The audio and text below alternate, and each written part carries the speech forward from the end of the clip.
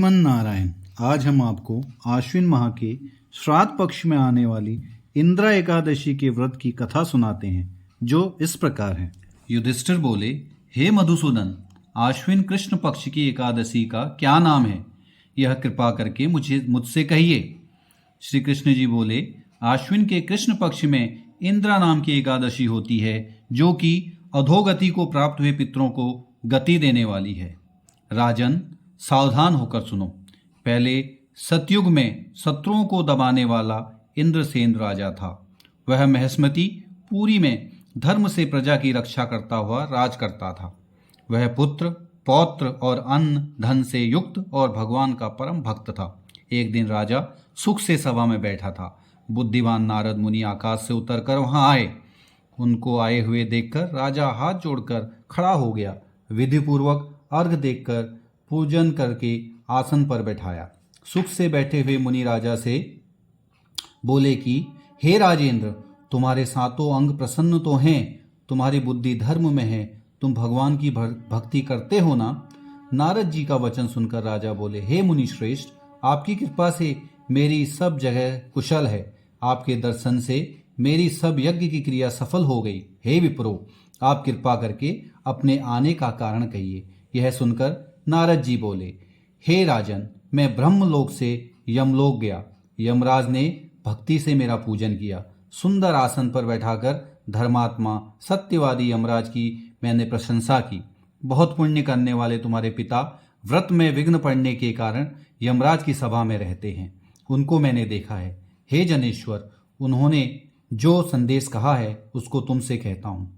उन्होंने कहा कि पूर्व जन्म के किसी विघ्न के कारण मैं यमराज के निकट रहता हूँ। हे पुत्र, इंद्रा व्रत का पुण्य देकर मुझे स्वर्ग को भेजो। अतः हे राजन, पिता को स्वर्ग भेजने के लिए इंद्रा का व्रत करो। उस व्रत के प्रभाव से तुम्हारे पिता स्वर्ग को चले जाएंगे। राजा बोला, हे भगवान, कृपा करके इंद्रा का व्रत कहो। किसी विधि से किस पक्ष में किस तिथि को करना चाहिए? नारद जी बोले, हे राजन, मैं इस व्रत की सुंदर विधि कहता हूँ। आश्विन कृष्ण पक्ष की दशमी को श्रद्धापूर्वक चित्त से प्रातःकाल स्नान करें। पितरों मध्याह्न के समय नदी में आदि में स्नान करें। पितरों को प्रसन्न करने के लिए श्रद्धापूर्वक श्राद्ध करें। एक बार भोजन करके रात में भूमि पर शयन करें। प्रातःकाल होने पर एकादशी को दातुन कुल्ला करके मुख धोवें।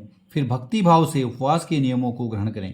नियम करके मध्याह्न के समय शालिग्राम की मूर्ति के सामने विधि पूर्वक श्राद्ध करके शुद्ध ब्राह्मणों का पूजन करके भोजन करावें और तथा दक्षिणा दें।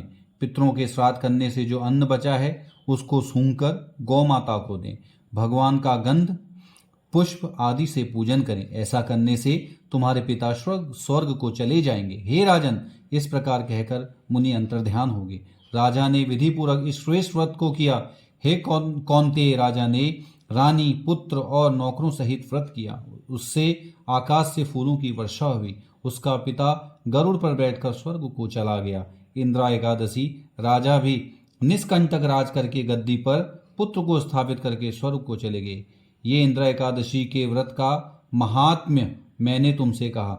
इसके पाठ करने और सुनने से मनुष्य सब पापों से छूट जाता है। इस लोक में सब सुखों को भोगकर अंत में विष्णु लोक में बहुत दिन निवास करता है। फलाहार, इस दिन शालिग्राम भगवान का पूजन करें। इस दिन तिल तथा गुड़ का सागर होता है। इसी के साथ यह कथा समाप्त होती है।